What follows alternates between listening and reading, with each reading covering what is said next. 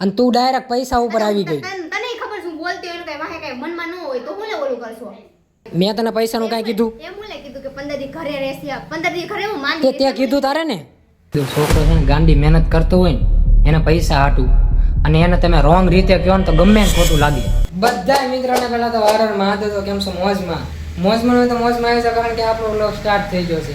તો અત્યારે ઓફિસથી આવ્યો ને આજ ભાઈ કાંઈ વરસાદ આવ્યો છે ગજબ વરસાદ. પણ વરસાદ કઈ રીતનો આવ્યો ખબર અમુક જગ્યાએ આવેલો હતો પણ જ્યાં હું કામે જાઉં છું ત્યાં ગજબ વરસાદ હતો આજ તો. જો અત્યારે આવીને ચા છે ને હરખી પીધી નથી. વરસાદ આવ્યો ને ત્યારે થોડુંક મોડું થઈ ગયું હતું ત્યાં ચાવાળા બધા બંધ થઈ ગયા એટલે ચા પીવાનો મેળ કંઈ આવ્યો નહીં. ઠંડુ વાતાવરણ કેવું છે તો અત્યારે ચા પીવી તો ચા અને બિસ્કિટ અને અહીંયા પાસે રોટલી કરે છે મમ્મી હજુ અત્યારે જ આવી. અમે આ પૈસા શું છે પૈસા અમીરી અને પાયું જો રોટલી કરે છે. હમણાંથી 2 દિવસથી તમને દેખાતું હોય છે કે પાયું બહુ કામ કરે છે પણ એવું કાંઈ હોતું નથી. યા તો ઠીક હા બાકી કાંઈ નથી કરતી.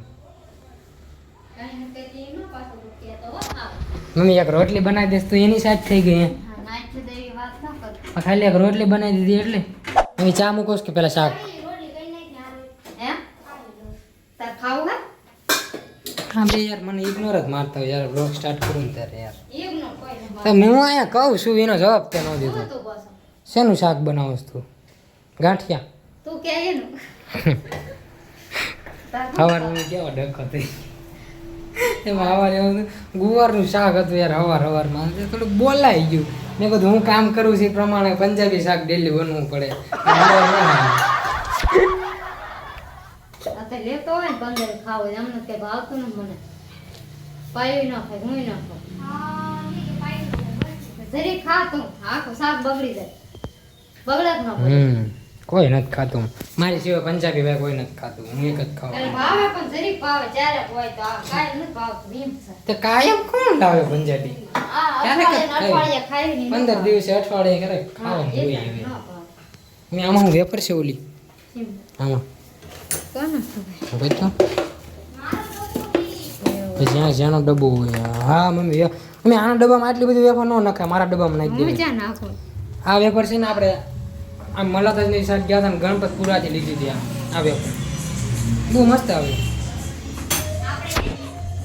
હા ચા એ મસ્ત ચા બને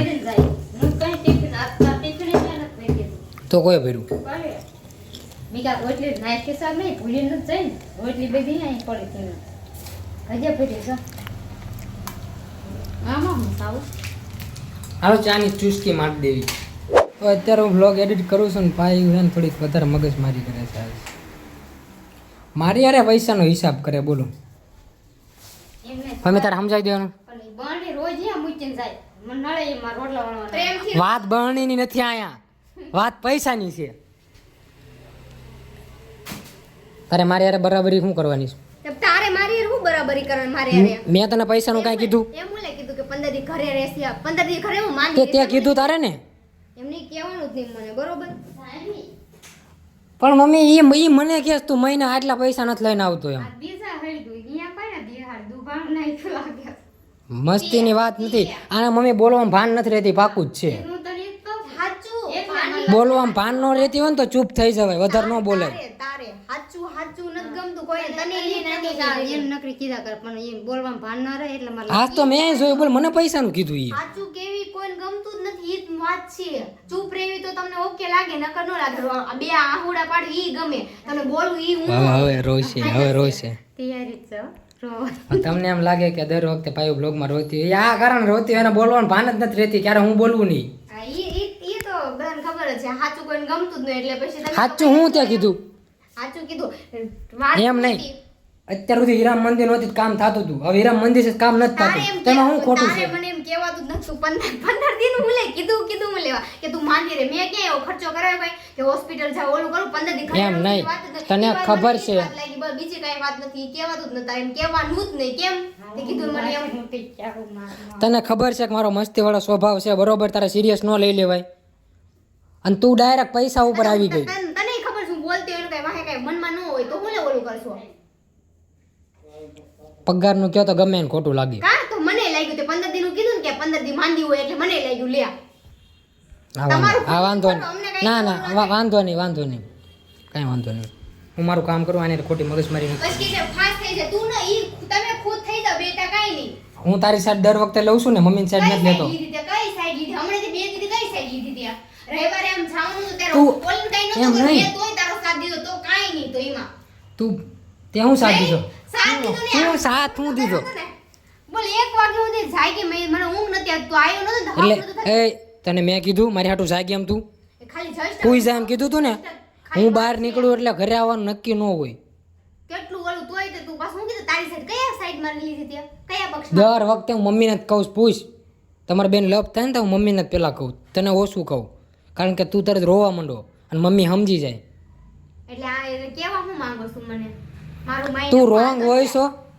તું રોંગ હોય છો પણ સ્વીકાર નથી કરતી અને તને ખબર નથી પડતી કે મારે આ શબ્દ તે મને એમ કહેતો કે મમ્મી આ મમ્મી નું કહેતો હતો તો બધી કરે બે સાઈડ ડબલ ઢોલકી વગર કેમ અને તે ડબલ ઢોલ તે ચૂપ ચૂપ મેં 1000 વાર કીધું છે સાચું હશે તો હું સાચું કહીશ ખોટું હશે તો ખોટું કહીશ બાકી ખાલી ખોટી કોઈની સાઈડ હું નહીં લઉં હમણે તે એમ કીધું કે મારો સ્વભાવ એવો છે તો મારું શું કઈ હોય હો થઈ ગઈ તું પેલા બોલતી તો ઓકે તે કા કેવું લગાડી દીધું તે સરસ ખોટું લાગી ગયું તમારું એટલે અમારું કાઈ નહીં તમારું કોઈ પણ છે ને છોકરા હાથ તને કહી દઉં છોકરો છે ને ગાંડી મહેનત કરતો હોય ને એના પૈસા હાટું અને એને તમે રોંગ રીતે કહો ને તો ગમે ને ખોટું લાગે તો છોકરી છે ને એને તમે તબિયત બાબતે કહો તો એને લાગે બરોબર તારી રીતે ઓકે લાગતું હોય તો મને એમ લાગે સમજાઈ પણ ગયું તને હજુ કહું મારો મસ્તી વાળો સ્વભાવ તને જાણ ખબર જ નથી તને નથી ખબર મારું હું કઈ રીતે બોલતી પૈસા બાબતનું મસ્તીમાં ન આવે પાયું તો મસ્ત મજા નો ઈ મસ્તીમાં મારે ન થાતું તારે કેમ તારું પૈસા બાબતનું ઈ બધું પગારનું છે તો મને એમ છે આ ભૂલ થઈ ગઈ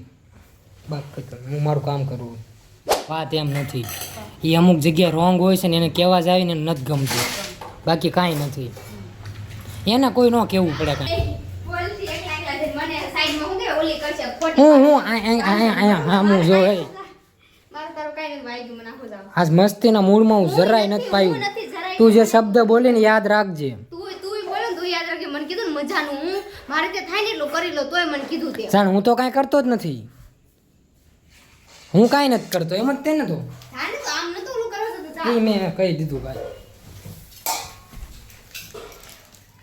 હું છે ને રિયાલિટી જેદી કેવા ભાઈ ઉતરીશ ને તેદી સાચું તું સાંભળી નહીં તમે તો ક્યારેક બે એમ કરો જાણે તમારા દુશ્મન એવા સિરિયસ દુશ્મનની વાત જ નથી એવું જ છે ભાઈ ખોટું હોય એને સમજાવવું જ પડે બાકી છે ને હદપાર થઈ જાય એ તું હદપાર હવે કરો જ છો હાવ ચૂપ હોય ને ઓલું કરું તો તમને ઓકે લાગે બાકી મારું બોલવાનું ચાલુ થયું એટલે તમને નો તને બોલતા જ નથી આવડતું પેલી વાત તો ઈ હા ઈ જ કે ને એટલે તે મને કાંઈ- ક્યારે કોની યારે કેમ બોલવું ને ઈ તને નથી ખબર પડતી ઈ જ તે ને મને કાંઈ ખબર જ નથી પડતી મને સમજાતું પેલા છે ને પાયું કેવું છે? વિચારાય કે આ શબ્દ કહેવાથી કોઈને ખોટું નહીં લાગે ને તું પછી વિચાર, કહેવાય તું વિચાર. મેં તને શું કહી દીધું ઈ મજે કહું છું તે ત્રીજી ચોથી વાર એ બોલ. બે મિનિટ ચૂપ રહે મેં એને એમ કીધું કે 15 દી તું માંદી હોય એ વધારે માંદી હોય છે એટલે એને મસ્તી મેં એ રીતે કહી દીધું બાકી 15 દી કોઈ માંદું હોય મેં મસ્તીને કહી દીધું કે તું 20,000 પગાર લાવે છો હા કેમ બોલ આ વાત- દેજો અત્યારે હું નથી લાવતો ને એટલે હું કાંઈ નહીં બોલું ટાઈમ નથી ભાઈ અત્યારે મારી પાસે